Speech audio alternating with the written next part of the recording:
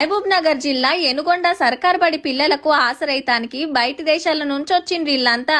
ఓ 15 మందిని దత్తత తీసుకొని వాళ్ళేం చదువుదాం అనుకుంటుండ్రు, పెద్దగైనాక ఏమైదాం అనుకుంటుండ్రు, ఏం చేస్తే ఆ లెవెల్ కు పోతారో మెంటర్ లెక్కుండి ఎరక చెప్పుకుంటా పిల్లలు సెటిల్ అయ్యేదాకా సాయం చేస్తారట. అట్లా అని ఈ బడిలోనే చదువుకుండ్రేమో అనుకునేరు.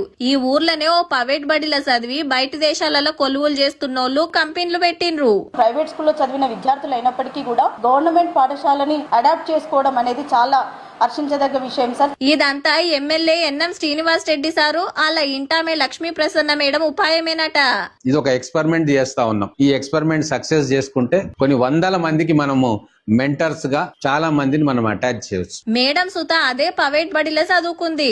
ఈ నడుమ ఈ స్కూల్లో ఓ ఫంక్షన్ లో కలిసినప్పుడు సర్కార్ బడి పిల్లల కోసం ఏదన్నా చేద్దామని గీ ఉపాయం చేస్తే సరే అనుడే కాదు, ఎమ్మటే ఈ స్కూల్ కొచ్చి చూసి ఆడపిల్లలను మేడాలు, మగ పిల్లలను సార్లు దత్తత తీసుకున్నారు. ఎంత మంది ఉన్నారో ఎనుగొండ స్కూల్లో అందరికి కూడా మెంటర్స్ వస్తారు. అయ్యో నాకు రాలేదు అని మీరు అనుకోవద్దు. First batch, second batch, third batch అని చెప్పి ఉంటది. ప్రైవేట్ బడి పిల్లల కంటే వాళ్ళ అమ్మా నాయనలు సార్లు చెప్తారు.